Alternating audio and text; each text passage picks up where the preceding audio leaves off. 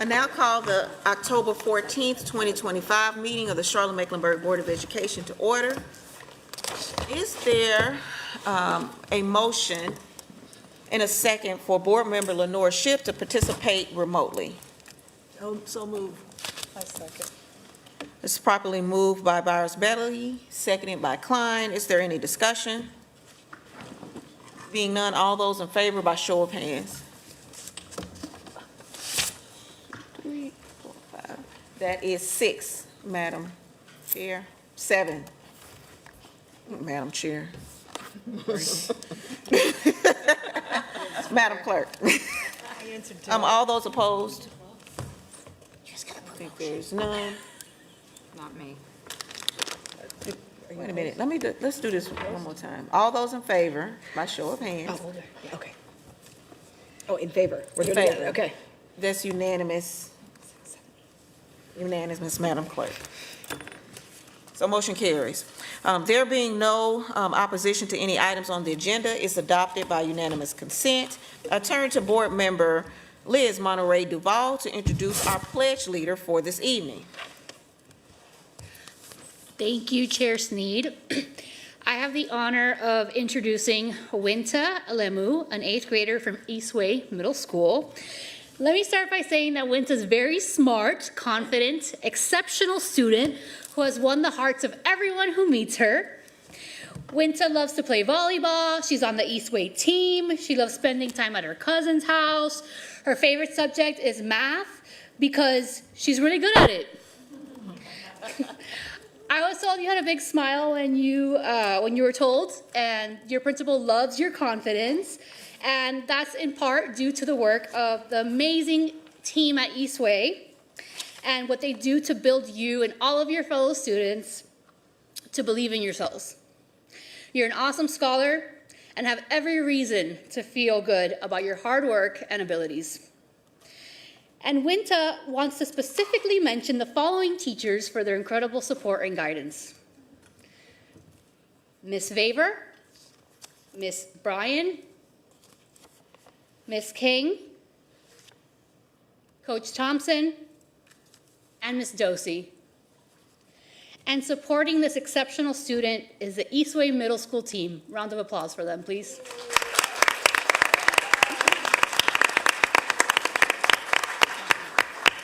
Principal Garvin, Principal Garvin, Assistant Principal Barclay, multi-classroom leader for language arts, Ms. Vaver, Math 1 teacher, Mr. Baum, and media specialist, Ms. King. And of course, here to cheer on Winta is her supportive family. Her father, Mahari Fasai, her sister, Sarah, her uncle, Michael, and her cousins, who she loves spending at their house, right? Are these the ones? Okay. Heron and Hayob. Welcome, Team Winta. All right. Now, Winta, will you lead us in the Pledge of Allegiance and then share your essay on the topic of citizenship? Yes. Good evening, everybody. Please stand, please rise and join me as we say the Pledge of Allegiance. I pledge allegiance to the flag of the United States of America and to the republic which it stands, one nation, under God, indivisible, with liberty and justice for all. Thank you. Hi, my name is Winta. I'm an 8th grader at Eastway Middle School, and I would like to share a few fun facts about myself and Eastway Middle School. I am the president of the student council and captain of my volleyball team. And these opportunities have taught me more about myself and about people that are from different backgrounds and different cultures as me. It is easy to meet people from different backgrounds because Eastway is one of the most multicultural in all CMS schools. My time at Eastway has helped me to show me that citizenship means being a leader at my school and my community. Being a leader also means taking responsibility for your own action and having a positive influence on others. For example, I'm part of Socials of Strengths, and together with other students, we build awareness around the school. And I also present on the morning news to update people about the recycling process. And this helps me and my school be more organized and make a better environment. Overall, citizenship means bringing everybody together from different cultures and creating a positive impact in our community. Thank you.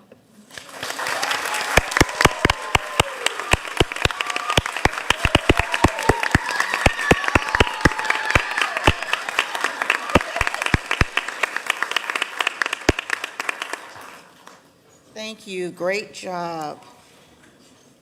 I now turn to Dr. Hill for acknowledgement of our SOFG students this evening. Thank you, Madam Chair, and we are really excited to acknowledge some outstanding students for their performance in Math 1 in middle school. So when I call your name, will you please stand and stand just for a second so we can get your picture taken. After I call everyone's names, we'd like all of our students to stand along with all of our families. I see lots of principals in the audience, teachers, everyone that's here to support you. We'd like for you all to stand, and we will give you a big round of applause. Okay, Lindsay Orlana from Albemarle Road Middle School.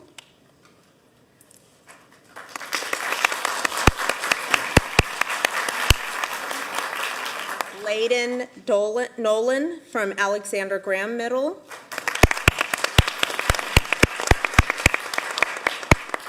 Orlethea Chandu from Bailey Middle.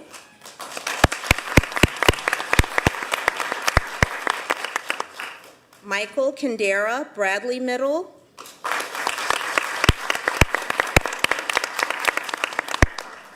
Janine Durante from Cochran Collegiate Academy. Ida Ramirez, Cochran Collegiate.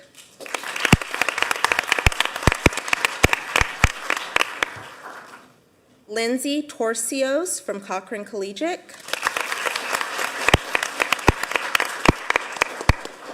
Amira Jackson, Cochran Collegiate.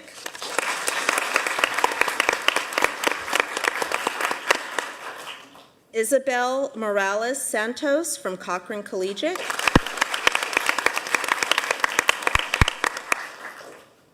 Rayanch Tumain from Community House Middle.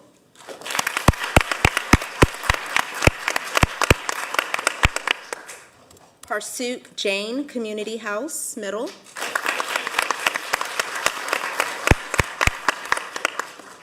Orion Argerwal from Community House Middle.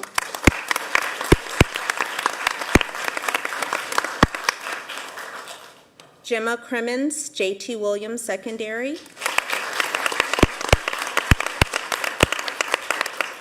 Tony Wynn, Kennedy Middle.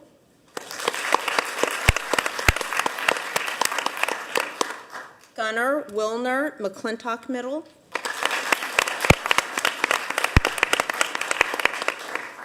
Nayeli Valdez Cruz, Northeast Middle.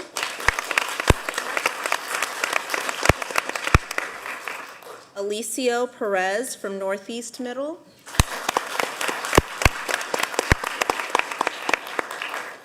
Cherie Revore, Piedmont IB Middle. Bashir Mohammed, Piedmont IB Middle. Olivia Ware, Piedmont IB Middle. Cherie Rajamkesh from Randolph Middle.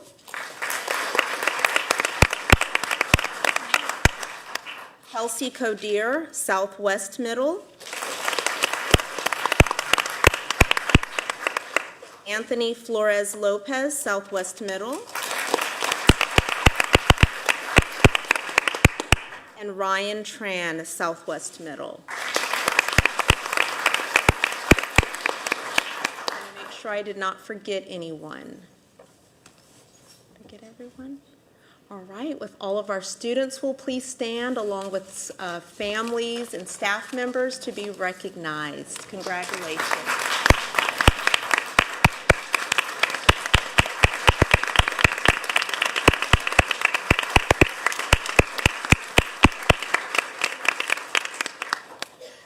like to thank you so much for being here. One thing that I didn't say about these students is these students beat the GPS. That means that their projected score, they did better at the end of last year than they were projected to be. So I call that beating the GPS, right? You get there faster than you're supposed to. So excellent job for exceeding your growth goals. You did an amazing job. And now I know you need to go home and finish your homework for tonight and get up early in the morning. So you may be dismissed at this time. Thank you so much for coming.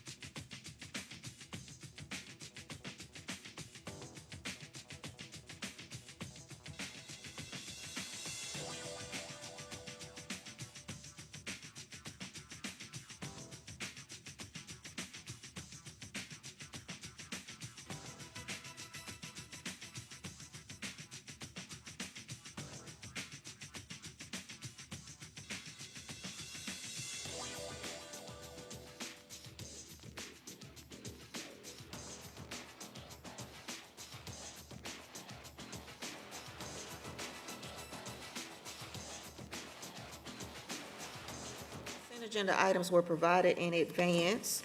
All those in favor, please raise your hand in approval of the consent agenda items as presented.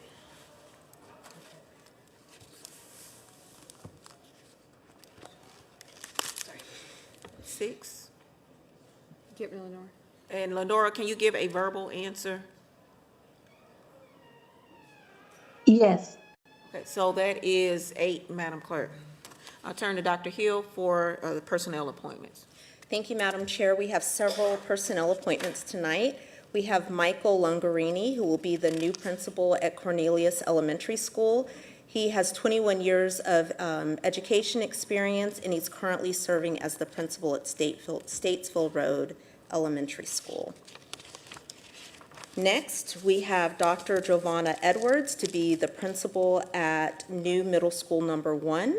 She has 24 years of experience, and she is currently serving as the principal at Polo Ridge Elementary School. Next, we have Rebecca Crawford to be principal at the new elementary school, which will be located at the former Park Road Elementary School site. She is currently serving as the principal at Dilworth and Marie G. Davis. Next, we have Melanie Francis, who will continue to be the principal at our secondary Montessori school, which is being relocated to the former Marie G. Davis site. And we have 2 executive staff appointments this evening. We have Chastity Dolan to serve as our chief of staff. She has 27 years of experience in education, and she is currently serving as the executive director to the superintendent. And last but not least, we have Dr. Stephen Esposito as the Chief of Strategic Communications and Engagement. He has 24 years of experience and is currently serving as Assistant Superintendent of School Performance Elementary Area C. Congratulations to these appointees. Thank you.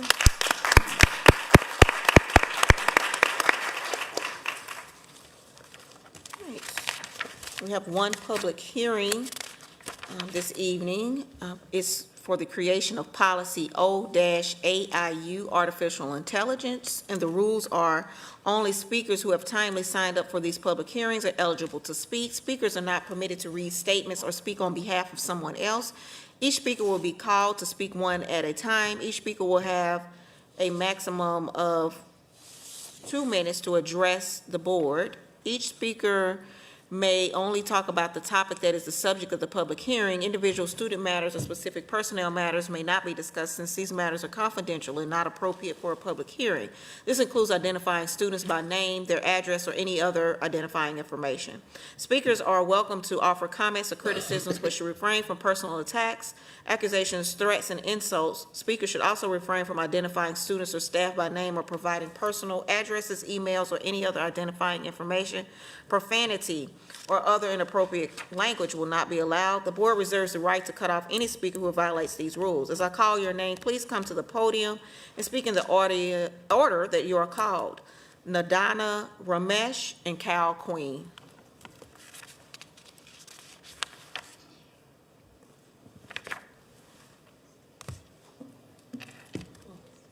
Behind you, yes.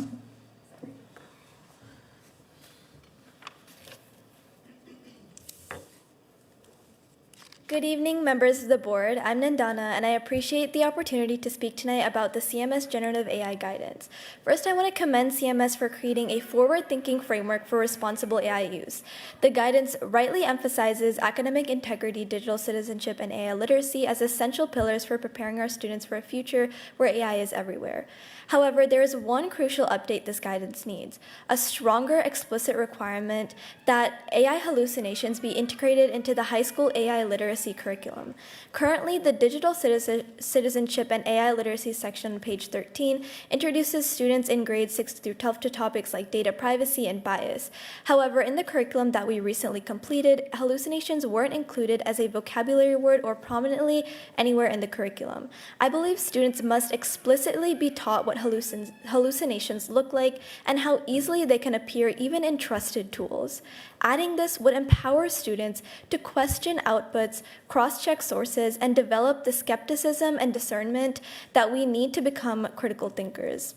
Thank you. Thank you.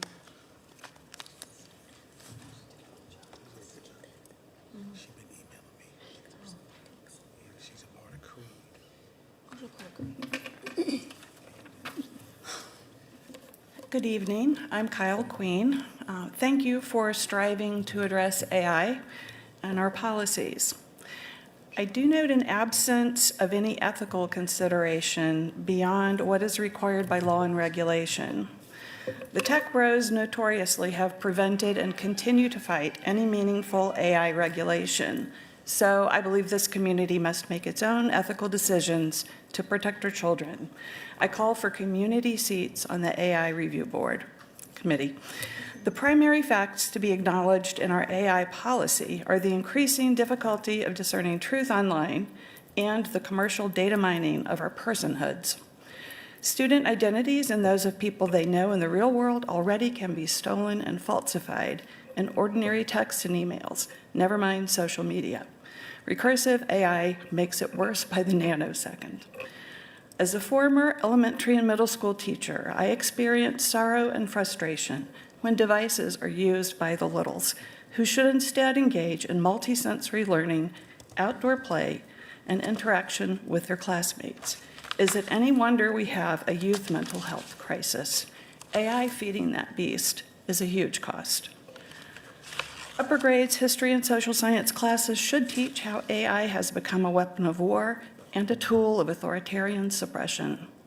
In language and the arts, teach them theft of intellectual property. In science, teach of the cost of this planet's intertwined systems, including us, that are failing. From facial recognition scanners at schoolhouse doors to tracking a child's every move in the virtual world, tech oligarchs seek to control our thoughts and profiteer from it. AI is literally Russia's most powerful weapon of war, notably successful with Brexit and in the past 2 U.S. presidential elections. Would our resources not be better spent on teaching and learning human emotional intelligence? We must rebuild community and trust in the real world. Public schools is that place. Thank you. Thank you. We now have public comments this evening, and I will read the rules. Only speakers who have timely signed up for public comment are eligible to speak. Speakers are not permitted to read statements or speak on behalf of someone else. Responses to questions or engagement between speakers and the board or individual board members do not take place during this comment period. Each speaker will be called to speak one at a time. Each speaker will have a maximum of 2 minutes to address the board. Each speaker may speak on any topic of their choice except individual student or personnel matters, since these matters are confidential and not appropriate for public comment. For these matters, the board encourages you to contact the appropriate department, staff member, or our board office. Speakers are encouraged to share comments or criticisms, but should avoid personal attacks, threats, or insults. They should also refrain from identifying students or sharing anyone's personal addresses, emails, or any other identifying information. Profanity or other inappropriate language will not be allowed. The board reserves to cut off any speaker who violates these rules. As I call your name, come to either podium. The first two speakers for this evening are John Holden and Kenneth Robinson.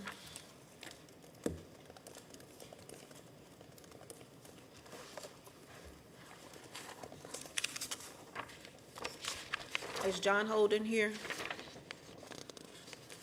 All right, we'll start with you, Mr. Robinson, and then followed by Sarah LaVos.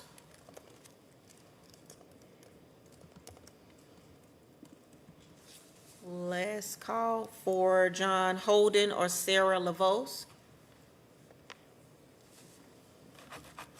All right, Douglas Holden. Mr. Robinson, the floor is yours. My name is Dr. Kenny Robinson, and I am the founder and president of Freedom Fighting Missionaries, a local nonprofit whose part of our mission now is to support McKinney-Vento youth who are experiencing homelessness, where last year we ended the year with 5,680 homeless students in CMS schools, 4,200 of them being black compared to 215 of them being white.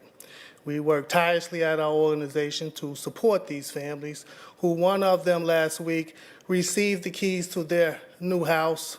She was a CMS employee who fell into homelessness with her 3 children, and we were able to support her.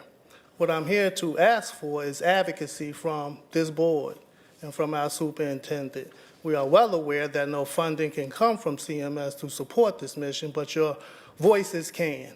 And as we go into an election season, please be mindful that the community is very aware of this issue. The community would like to see some change. We have went to the county, we have went to the city. I have toiled around the city to banks and foundations looking for support. Every student in CMS deserves an opportunity to receive equal education. You cannot do that living in a car, living in a hotel, living in a shelter. As you can see, this is something that's very passionate to me. I have 2 children in CMS, and I'm so glad that they are not living out of their car. So please, use your voice. Advocate to who you can, to your church, at your dinner table, in the community, to support these youth in CMS who have nothing to do with the state that their families are currently living in. So again, please use your voices. Be mindful that this does exist in the city of Charlotte, where we can give $650 million to a stadium while having 5,000 children homeless. Thank you.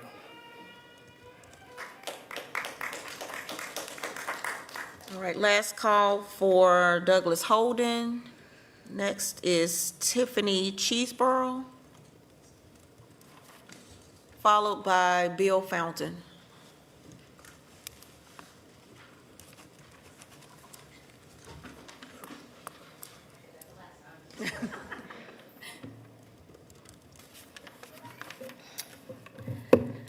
Good evening. My name is Tiffany Chesborough, and I'm the parent of a straight-A student at Harding University High School. I'm here tonight to raise an ongoing concern about how parents and students are treated when entering the building, specifically at the front office. The front office is the first point of contact for families and should represent the school's values, respect, excellence, and community. Unfortunately, my recent experiences and the experiences of other parents show that this is not always the case. On the morning of September 22nd, I walked my daughter into the school and signed her in because she was late due to a doctor's appointment. When I approached the desk, instead of being greeted or asked how they could help, I was met with hostility. A male staff member abruptly interrupted me and began to explain why as I began to explain why we were there, telling me that I did not need to sign her in. Other staff joined in with the same tone, repeating the message without any courtesy or clarification. He then began speaking harshly to my daughter about the metal detector, and when I tried to ask a simple question about meeting with the athletic director, I was again interrupted and spoken to rudely. When I asked for clarification about the sign-in process because I had the doctor's note to provide to her for a late arrival, the staff member raised his voice and stood up from his desk in a way that was unnecessarily aggressive, to the point that the other employees had to physically intervene by physically stepping in front of him and pushing him into another room to calm him down. The situation was loud, uncomfortable, and completely unprofessional, especially in front of my child and other students. At no point was I given the opportunity to simply provide the note and explain that my daughter was late. All I did was ask questions, and I was met with anger. This is not the first time I've experienced this unprofessional behavior from the front office at Harding, and I know that I'm not the only parent that has. I've spoken to others who have described similar treatment and been dismissed, interrupted, or spoken harshly to when come to handle normal school matters. This kind of behavior creates a culture when parents feel unwelcome and students feel anxious. The front office sets a tone for the entire school. If families are met with hostility at the door, it sends a message that communication and respect are not priority and then deeply concerning. I'm asking the board to take this matter seriously and to ensure that the front office staff of Harding is held to consistent standards of professionalism and accountability. Every family, regardless of reason for their visit, deserves to be treated with basic respect and courtesy. I'm also asking the district to review the procedures for late arrivals. I also have a recording of the interaction. Thank you. You can email the remainder of your comments to us, okay? Mr. Fountain, next is Tanya Gabrielle.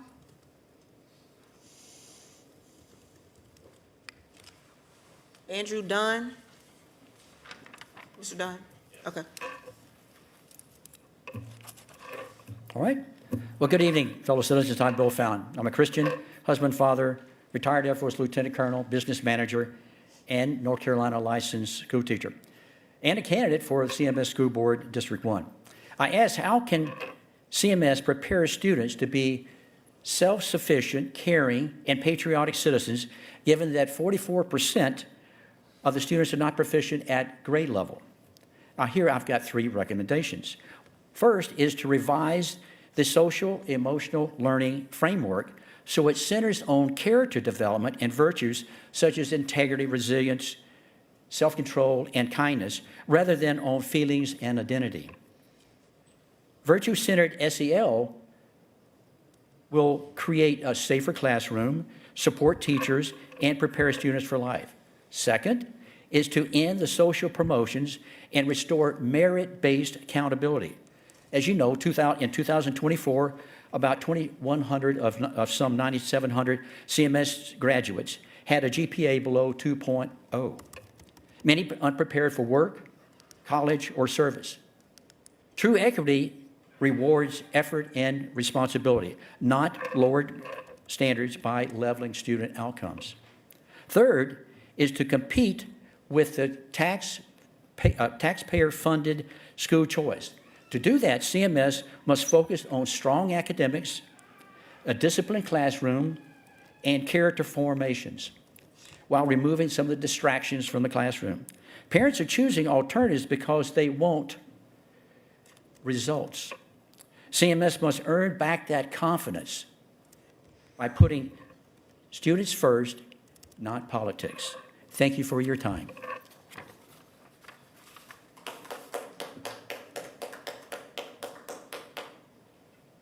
Mr. Dunn, followed by Ashley Wiley.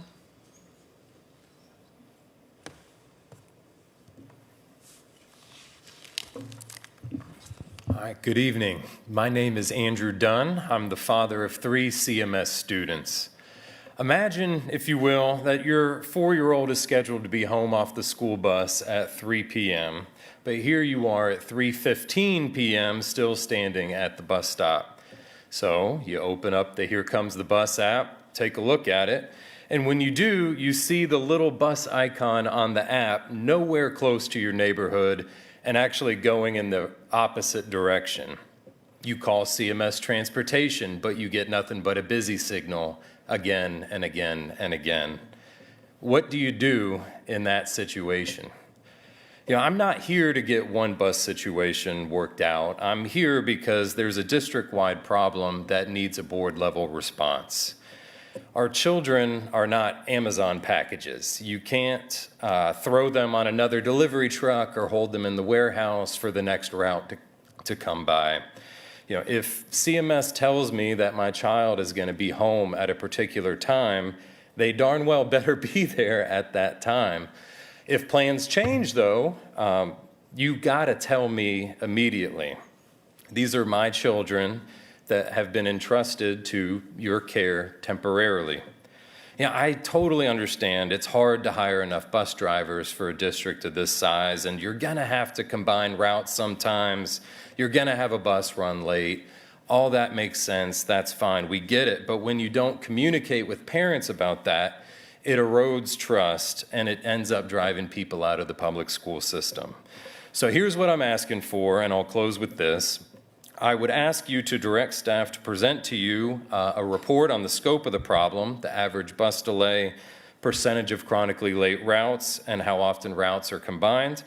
And I'd like you guys to adopt clear communication standards for how you alert parents when there are changes to expected arrival time or route changes. It's super doable. Thanks so much for listening. Thank you. Ms. Wiley.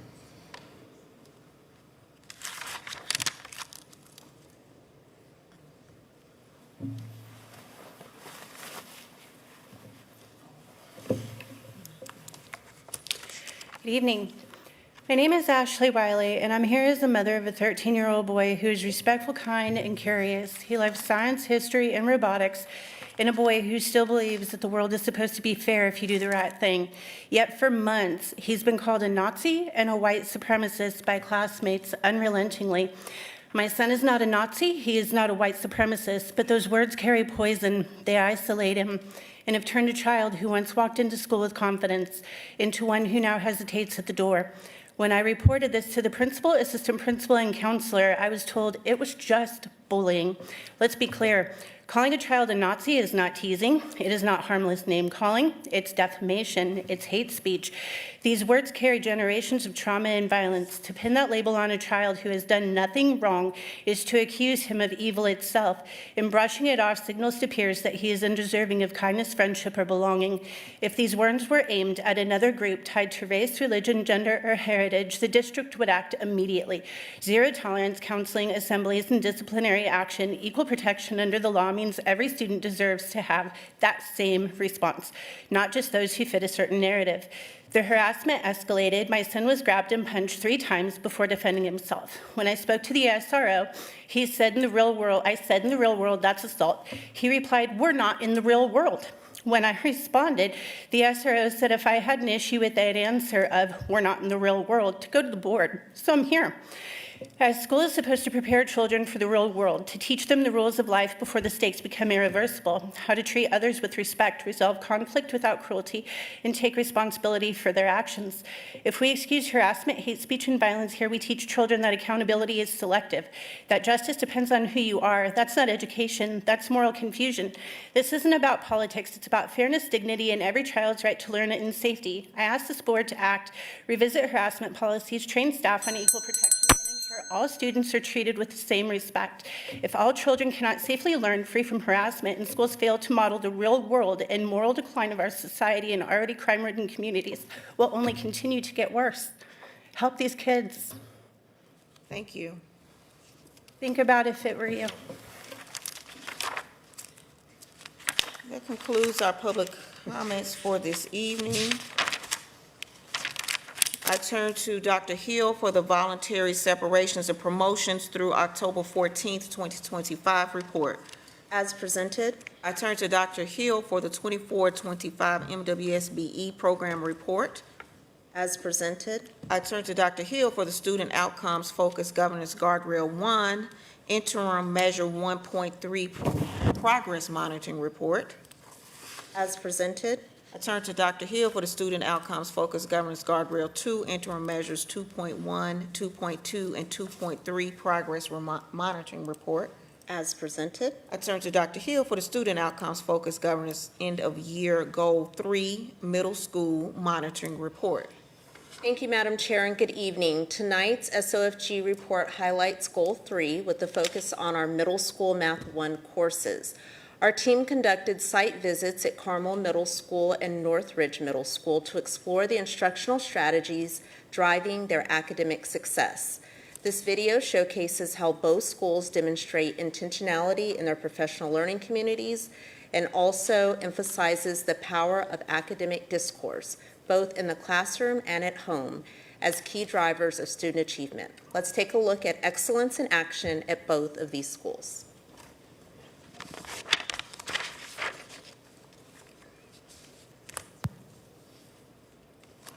Making sure that we have a master schedule that supports common planning for standards level math classes, honors level math classes, and then the Math 1 classes, that we're catering to the needs of those teachers in that planning process, but also those students individually and who might be in those classes, and ensuring that we have the instructional leaders available to support that, strategies to ensure that students are talking about math, explaining their thought processes and really unpacking more than just a correct answer or an incorrect answer.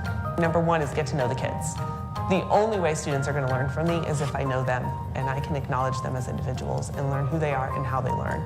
So that's priority number one. And then priority number two is to get them talking and talking about math. I tell them, argue with each other, figure out who's right and who's wrong and why, and get them really engaged. And then the last thing is really important to me is that I express to them constantly that they will learn more if they let themselves mess up. I think each day we're trying to get students to talk to each other about math and write about math so that when they see that challenging real-world math problem, they have strategies where sometimes it's them talking it through with their partners to figure out exactly what it's asking and then being able to write that thought process out. I like to circulate a lot around the classroom, so listening in on conversations, and I'll narrate what the students are discussing. So then I also even mention things that they should be talking about in their conversation so that it is purposeful conversations and just not off task. So I may ask students to look at their Infinite Campus and show their parents the mean of their grade. So then parents are now able to see that they know that the average is their grade. So it's a lot of student-centered instruction, students learning from each other, not just from the adult. And then I'll purposely make a mistake just so that students can feel confident correcting the adult in the room. Because again, they need to learn that I'm a student as well, so I can learn from them. So we are given a mandated curriculum that provides all the components, but students love when you make it cater to what's in the classroom. For standards-based centers, a lot of the materials for Math 1's already created for us. The Math 1 curriculum for CMS is phenomenal. It was really written with the student in mind, the teacher in mind. Last year it became our focus, not only in Math 1, but in all of our math classes. And the students are responding very well. And they're almost disappointed when they don't have SB centers on their instruction for that day.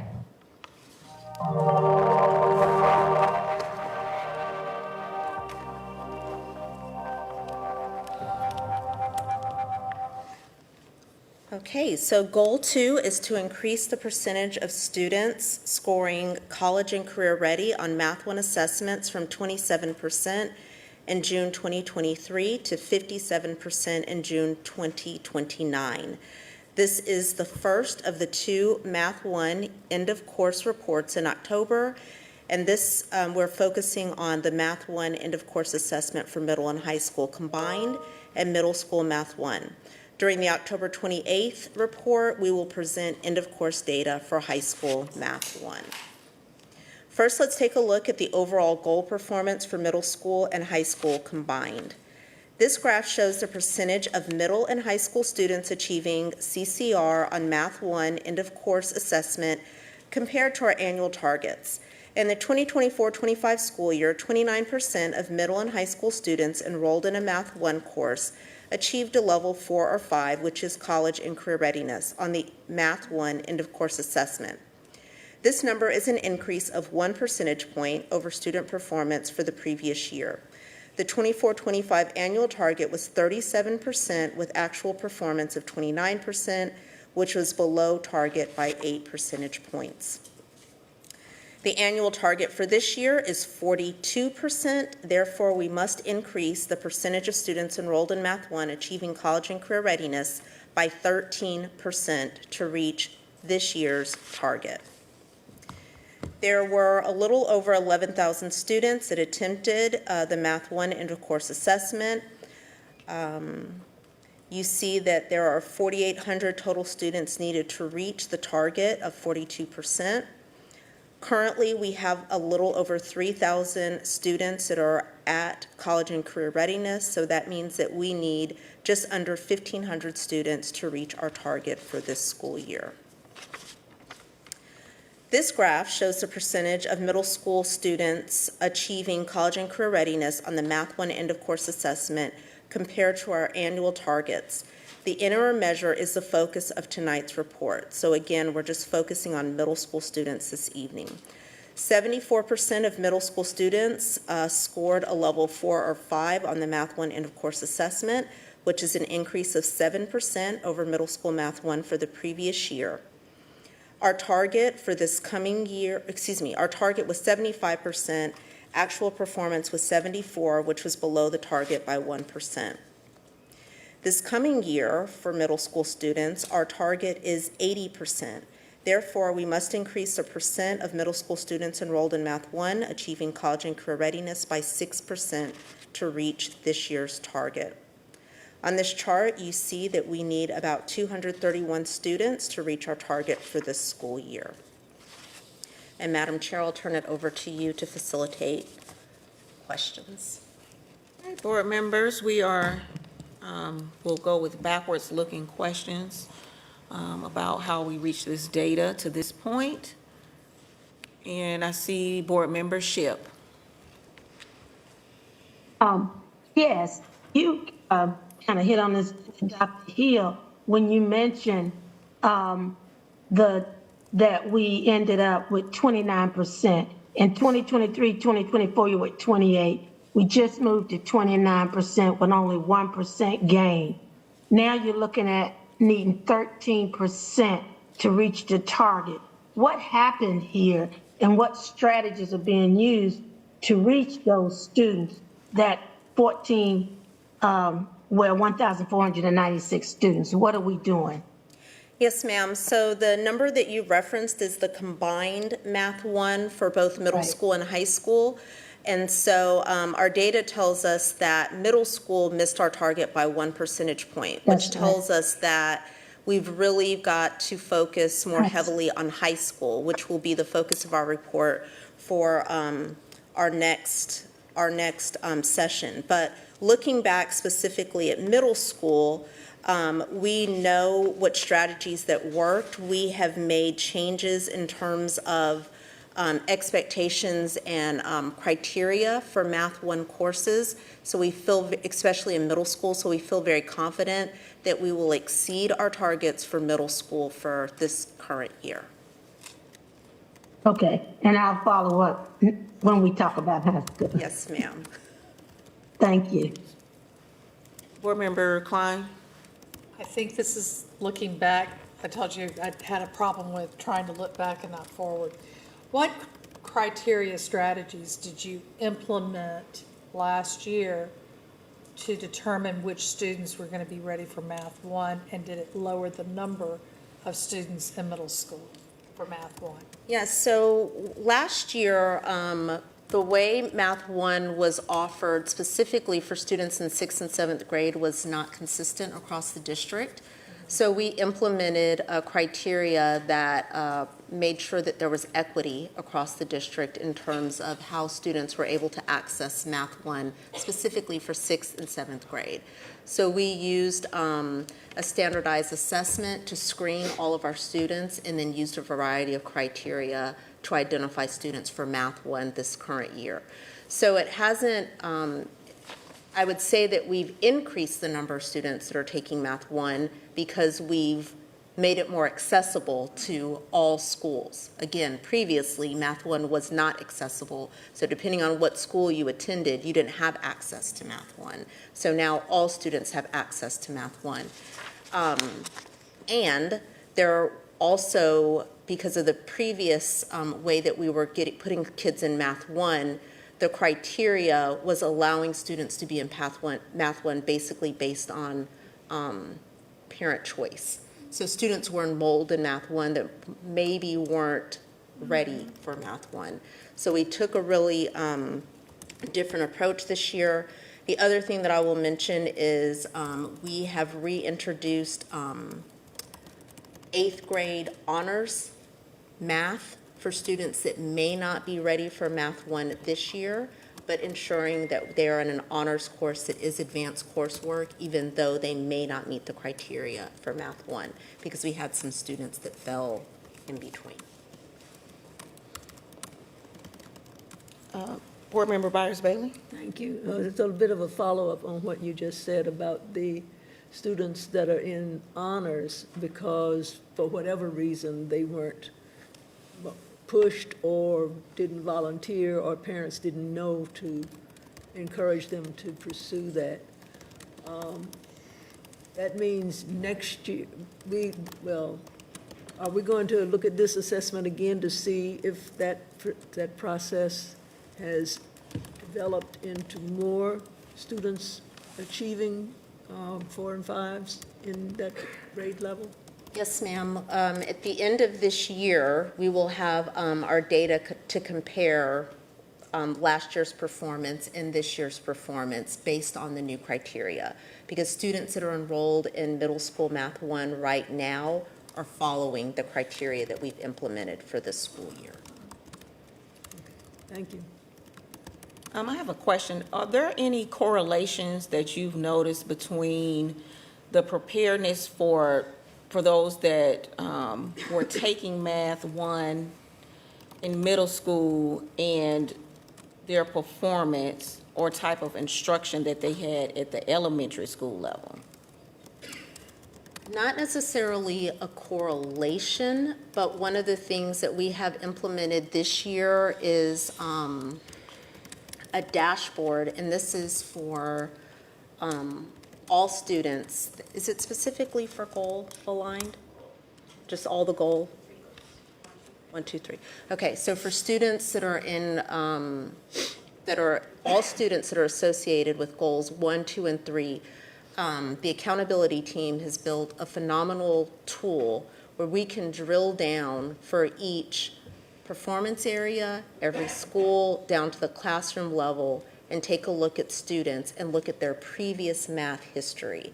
So we know how they performed. For example, if you have a student right now who is in, we're not talking about high school Math 1 right now, but if you have a student that's in high school Math 1, we're able to drill down all the way back to their 3rd grade math EOG and see how they're performed. And so every school, every teacher knows the prior performance of that student, and then you combine that with the EVOS data, which is the projection of what EVOS says how they should do. We're really able to target and know exactly where students are and who we need to move the needle. And so, of course, we're not doing that only to move students that are level 3 to 4 to 5. Our focus is on every single student, but really paying attention to the students that we need to move to hit goals. That's what I was getting at. Board Member Nunn. I think it's looking back. So if we look, I know MVPA is a newer assessment we've started to utilize to also basically assess how our students are progressing through the standards. If we look at the final benchmark versus their EOG, it looks like quite a few of the groups scored below where they were expected on the MVPA. I guess, have we dug into that to see if that needs to be recalibrated? Or I'm looking at, slide 23, just so we're all on the same page, if I'm reading this properly. While we saw tremendous growth year over year on the EOG, it looked like quite a few of the groups scored below where they were expected on the MVPA. And I didn't know if that was like within the standard deviation or there was calibration that needed, do we think there's calibration to be done on the MVPA? Well, I think the piece that would be a better indicator would not be, I don't have slides up. Here we are. This would be the better look, because that's broken down by student group, and it's taken a look at, I think you're looking at that middle column, which was the final benchmark. Yeah.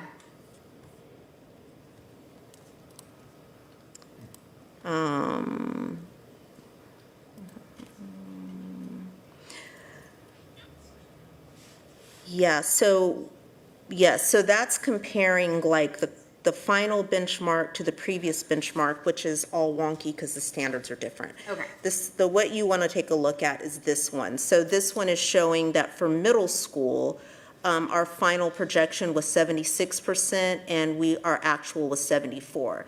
If you take a look at the previous year, you see there was a much larger gap of 67% of our actual and 78%. So in the first year of implementation, what they told us is that every year that you give the assessment, the projections get tighter, and that's for multiple reasons. The way that you're administering the assessment, teachers and students are used to it, they're aligning instruction aligned with standards, so that's why you see that closer alignment. Dr. Witherspoon. Yeah, my question is a follow-up to a question I submitted last week around professional development and your theory of change. How are we supporting instructional specialists and master teachers in their participation in professional development, however few, particularly where there are vacancies and substitute challenges? Well, specifically for specialists and for master teachers, that's what you're speaking to specifically, right? Yes, so we have gotten, or we are working to get crystal clear in identifying who is in those roles at the district level. So we're not only communicating through our different departments and to the schools, but we're also communicating directly to those people that are in those roles, specifically for master teacher roles. Some schools, specifically for master teachers, do have instances where they have vacancies. However, we now invite also our multi-classroom leaders to the professional development. So every school should have a point of contact that's supporting with coaching and professional development. The other thing that we've put in place is a required makeup training. So making sure that anyone for whatever emergency is not able to attend the in-person professional development, they have a makeup opportunity. But to your point, in that theory of change, if our specialists and our master teachers are not participating in the professional development, there is no connective tissue or mortar between the bricks to make it all come together. Like it all crumbles and falls apart. So it is critical that our master teachers and our specialists are not only participating in the professional development, but are able to demonstrate the skills and competencies needed to then go back to the school level and coach teachers through this really hard and difficult work. Thank you. I think that is all of the backwards. Now we have forward-looking questions. Board membership. I think this is forward-looking. As I look at family engagement, I know you've done some work there. What does that look like this year? You said 50% you wanted to see families engage. What was it before, and how does that look now, or as we've gone into the beginning of the year? I don't believe that we have metrics. Perhaps we do in terms of family engagement. I think you're speaking specifically about Yeah, family engagement, page 16. Family Academy. Is that correct? Yeah, The family yes. portal. The family portal, right. Yes, ma'am. So I don't have those specific metrics in front of me in terms of the amount of engagement, but one of the things that I do want to point out is that all of our resources are now housed in the family portal for families to access at home, and we have several screenshots that you can see here. The other thing that we have done is we have not only created the resources, but we also have information about the specific assessment windows.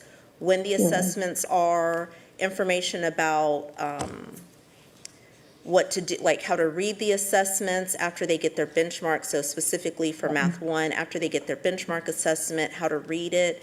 And then it also will point them directly to resources at home to support them through whatever standard they're struggling with. One of the things that we have been really trying to get a handle on or intentional about is asking the end user, is this resource helpful to you? And I think that kind of gets at your point of our goal of 50%, asking what it was last year. We can continue to make improvements to something, but unless we're asking the end user what it is they need or if it's helpful to them, we're just kind of shooting in the wind. So that's one of the strategies that we're being intentional about, is asking families if it is useful to them.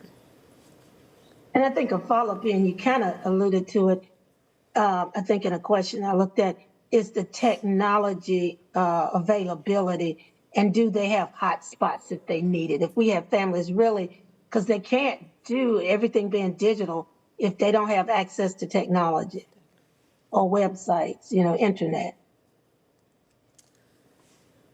I have not heard that as a concern lifted to me. Okay.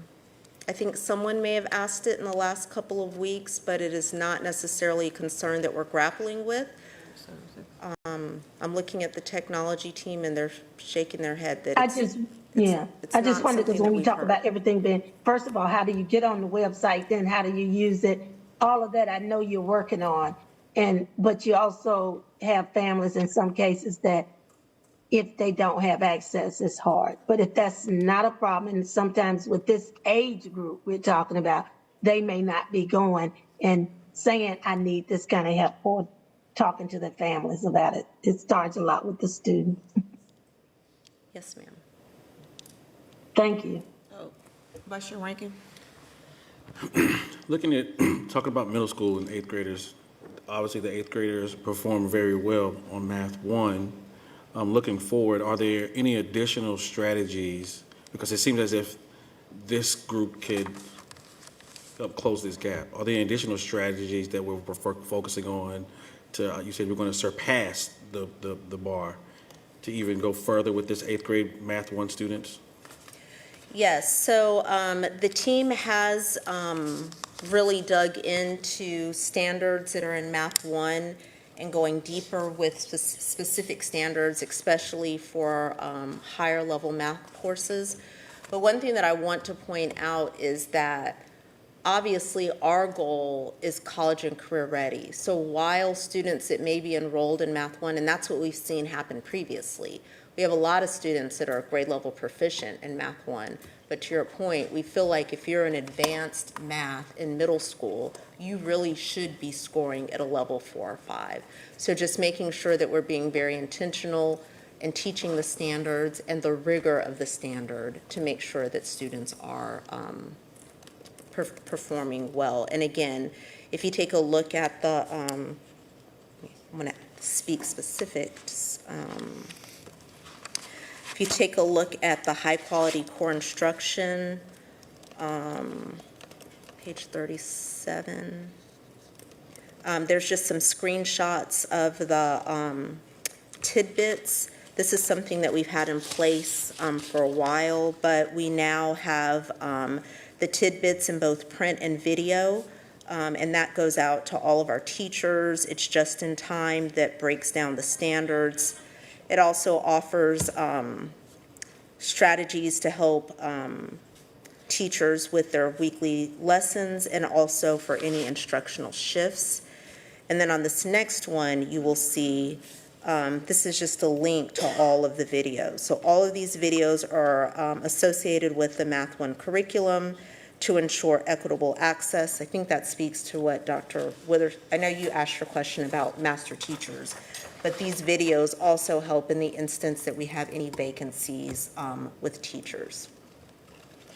I know I'm kind of rattling, but one thing that I want to say is, I do want to point this out, because in the past, we have talked about, and Dr. Witherspoon, I know your question specifically was to master teachers and specialists, but for classroom teachers, we have 10 vacancies for secondary math.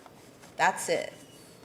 So not having a teacher in the classroom is no longer a reason for us not meeting our goals, which means that we have to make sure that we're investing into the teachers that are here to ensure that they're equipped with the strategies to assist students in meeting college and career readiness. Follow up. Yes. So if that question was focused really more so on solidifying 8th grade Math 1 students, but now can you talk about strategies that can, it's almost a blend, right, of those students, 8th graders that are not in Math 1, that can, are we targeting or doing any backwards mapping so that when those 8th grade middle schoolers go to 9th grade, do we have any strategies moving forward to help close that 13% gap? For the students that are in 8th grade math, Yes. regular. Not Math 1, because they're taking Math 1 in high school. Because then we know they should be moving towards Math 1. I'm just talking about those middle schoolers that are 8th grade not taking Math 1. Any strategies moving forward, how we can close that gap that we know we have to close? Yes, but I'm not prepared to talk to them about it tonight, I but I got you. will be prepared when we talk about it next meeting. week. Not next week, but our next board meeting. Yeah. Okay. Yes, sir. Thank you. I have a question. This past Saturday, I was attending the Public Schools Conference. I spoke to Representative Brandon Lofton. He talked about an effort to have a push for Math 1 legislatively, similar to what happened with reading, to kind of standardize it and what the strategies are. Is that something you can speak to now, or is that premature in how it would impact the instruction and strategies we use at CMS?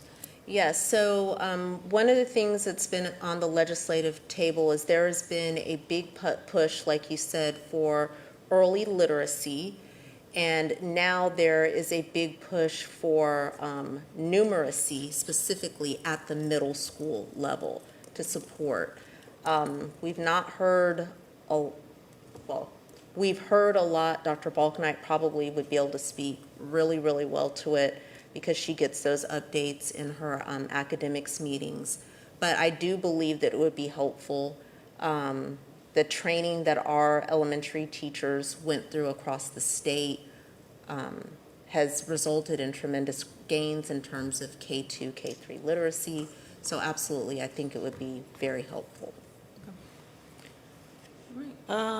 The standards are hard. Yeah. Yeah. The math standards are hard. And so they're just not, typically when people go through schools of education, they don't get that level of granularity when it comes to teaching the math standards. Miss Easley's shaking her head, she's a former teacher, with that rigor of the standard, which is why it's so, the professional development, us going in and coaching and supporting teachers is so important, because it's not just, I'm an experienced teacher, I know how to do this. Yes, you might know how to teach, but understanding the rigor of the standard, it is extremely difficult. Thank you. Vice Chair Rankin has one more question. Forward facing again, being that high quality instructional specialists were a brick from last year. Can you talk through how they'll be used any differently, or any strategies around how they're being used, being that we know they were used last year in a strategy, because they're very important, because they're one of our bricks. Are there any strategies used moving forward on how we'll be utilizing high-quality instructional specialists? Yes. The team is pulling up the slides. Thank you very much for doing that. The first thing that I would say is the shift that we have from last year to this year is making sure that we are aligned and streamlined with our instructional specialists, because our specialists live in different departments. So we have some that are in beginning teacher support. We have some that are in behavior support. We have some that are in teaching and learning. We have some that are in the exceptional children's division, some in the performance area. And they're all in different areas that have their different specialty. So what happens when you go to the schoolhouse, you have all these great people that are trying to help, but it's like all of these darts coming at them in different ways. When you have a teacher, they need well-rounded support and not need to talk to 5 or 6 different people to support them with instruction in their classroom. Does that make sense? Yeah, but I was really focusing more on the math, those that are focused on. I'm getting there. Sorry. So what we've done this year is we've said we need to take all those specialists from all those different departments and say, look, we need to be focused and aligned in what we are trying to do to support. And so what we are focusing on specifically is planning for instruction, reviewing, going into classrooms and doing core action walks, and then reviewing data. So those specific cycles of improvement. So if you take a look, this is really hard to read and small, but yes, thank you. So what is highlighted there in that purple, and you see them in the cyclical pieces too, those are the cycles of professional development, where they're constantly doing cycles based on a specific time. So last time, it's the same thing that we've talked about with all of the goals, but this is specific to Math 1. So those specialists that are assigned to support Math 1 are doing the same work. They're focusing on what standards they're supposed to be planning for. They should be supporting teachers in the classroom as they plan for that, going in and observing it. Are we seeing what we expect? Are we seeing the rigor of the standard? What actually are students doing? Oh yeah, we have this data that tells us that these are the students we need to be focused on. Are they doing this level work? And then when they get the data back, reviewing that data to see, did students respond and how do we need to adjust? So the same cycle we're doing specifically for each of the goals. That makes sense. Thank you. I believe that concludes our questions for this evening. I turn to Dr. Hill for a superintendent report. Thank you, Madam Chair. This evening, I will be highlighting our excellence in our 4 different pillars. For academic excellence, for the first time, Charlotte-Mecklenburg schools will be providing report cards and progress reports through Infinite Campus for students in grades 3 through 12. Printed report cards and progress reports will still be distributed to students in grades K through 2. So what does this mean? Parents, you must have an Infinite Campus account. So visit our website. It's really quick and easy. I promise you, I did it myself. It took me 2 minutes to do it. So to get started, click on the Infinite Campus icon on the district website. Our school choice lottery for the 26-27 school year opened yesterday, and on day 1, we had over 1,200 applications. So please visit our website at www.cmsk12.org for more information. The lottery is open through December 5th. To help families and students make decisions about the schools for the lottery, we're excited to present Endless Possibilities 2025, which is a 2-week event held at the Park Expo and Conference Center designed to expose all CMS 5th and 8th grade students to the 16 North Carolina career clusters through interactive exhibits, school choice options, college awareness, and partner engagement. There will also be 2 weekend events on, mark your calendars, October 25th and November 1st for families to attend. A reminder for high school students and their families who are looking for ways to secure financial aid for higher education. FAFSA applications are now open. Please visit our website and click on the banner to get all the information that you need. October is National Principals Month. Charlotte-Mecklenburg Schools is so proud of our school leaders. They are the game changers at the heart of our district's work. Each day, they bring their experience, passion, and skills to our schools, and we are so grateful for their dedication and commitment. Congratulations to Latricia Wilson, principal at Tuckasegee Elementary School, who was named the Charlotte-Mecklenburg Schools Principal of the Year at a surprise assembly earlier this month. Principal Wilson is a phenomenal leader, and I know she will represent CMS well as she continues in the competition to ultimately become the 2026 Wells Fargo, North Carolina Principal of the Year. I also want to congratulate 10 other Principal of the Year finalists who've been named the top principals for their school performance areas. Congratulations to Stephanie Hood of North Mecklenburg High School, Mark Anger of South Mecklenburg High School, Eric Turner, Central Piedmont Early College, Tony Perry, Albemarle Road Middle, Patrice McCauley, Wilson STEM Academy, Christy McCauley, Hawk Ridge Elementary, Rick Marine, Mint Hill Elementary, Wendy Harris, Lincoln Heights Montessori, Keisha Pride, Westerly Hills Academy, and Beth Marshall, Druid Hills Academy. We are continuing the celebrations as we congratulate Miss Elise Maurice, who's a teacher at Philip O'Berry Academy of Technology, who received the English Language Development Recognition Award, and she was recognized at the North Carolina State Board of Education meeting. This award is given to ML educators across North Carolina who go above and beyond in advancing multilingual learner success. Congratulations, Ms. Maurice. For our operations pillar, Charlotte-Mecklenburg Schools will host its first ever community-wide safety summit from 5:30 to 7:30 on Tuesday, October 21st at Elbert Edwin Waddell High School.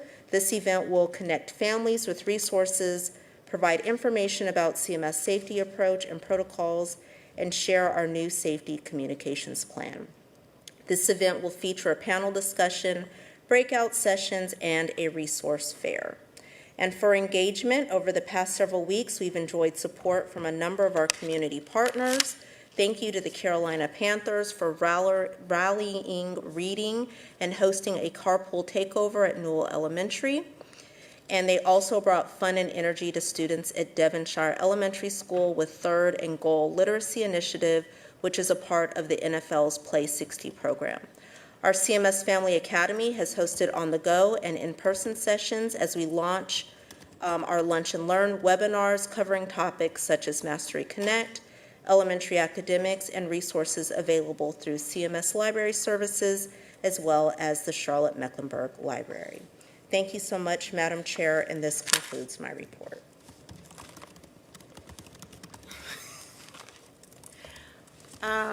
Thank you, Dr. Hill. Next, we have board member reports, and I know Board Member Klein had a report. I want to recognize the young Republicans of Charlotte who are still here, who came out tonight, and they have been learning about the different governmental body works in Charlotte and visiting, so thanks for coming out. Appreciate it. I had the pleasure of meeting with the Myers Park Future Problem Solvers team a couple of weeks ago. They are looking at solving the transportation issues in CMS in the early start time for high schools. I was amazed at their ingenuity and thinking outside the box. With such innovative thinkers, our futures are in great hands, and we may have some solutions sent to us. This is a reminder that first quarter is almost over. Midterms, for those who have them, are coming up. Deadlines for college entrances are closing in. And while all of this is going on, though, for seniors, especially Lucy, take the time to enjoy your first quarter of your senior year.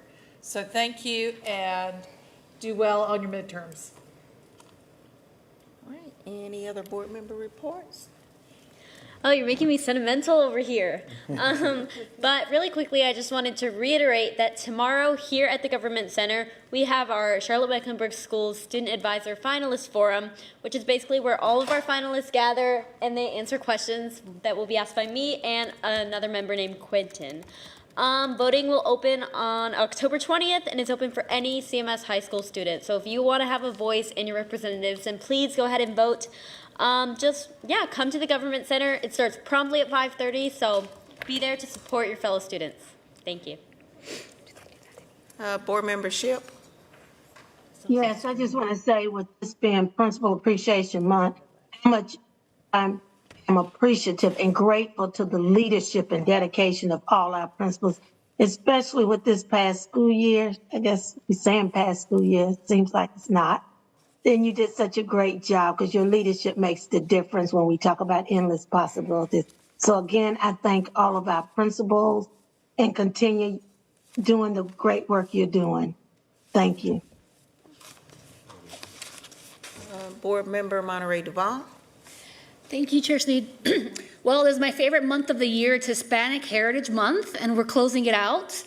And as an American Latina, I'm super proud to have made history and be the first one and not the last to serve on this board. And, I just want to thank CMS and the district and the superintendent and the staff and the ML learners and the ML teachers and the staff that's super patient with our families as they're learning a new language or they're onboarding to a new system. It means a lot to see how it's made behind the scenes, and my confidence in how we're making progress towards English learners has increased exponentially since being on the board, and I'm just so grateful to that. We have made some historic gains.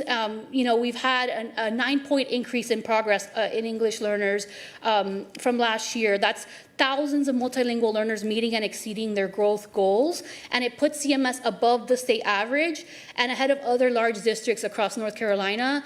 So on behalf of the community, we're watching, we're paying attention. I've gotten so much feedback from the community. We're seeing the impact.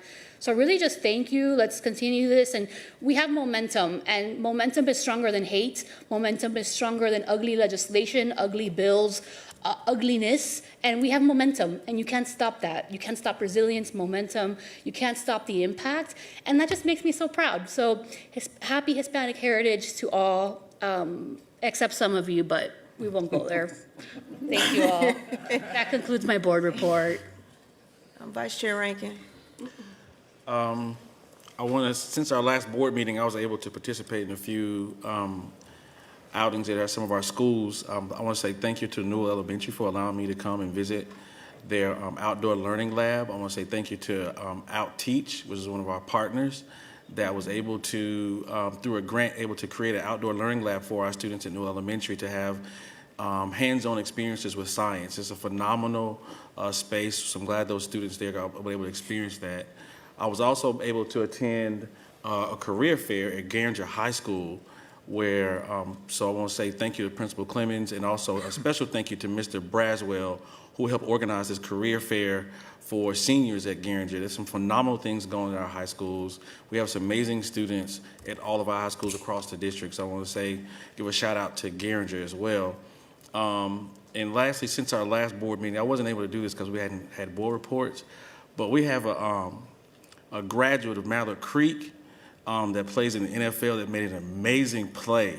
I want to say shout out to Officer Davis because his son, I didn't know that a dude that big could run that fast after blocking a punt and winning the game on a walk-off. So I had to say that. I was been waiting to say that. Shout out to the graduate of Mallard Creek. Shout out to Officer Davis. Good stuff.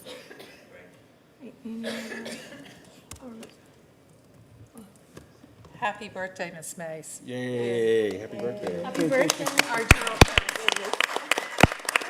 Happy birthday. I just have one comment. League of Women Voters is collecting signatures for, to move our General Assembly to support education in a much bigger way.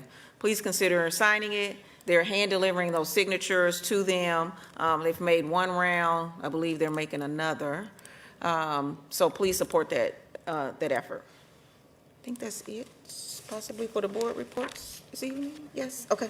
All right, well, there being no further business, this meeting is adjourned.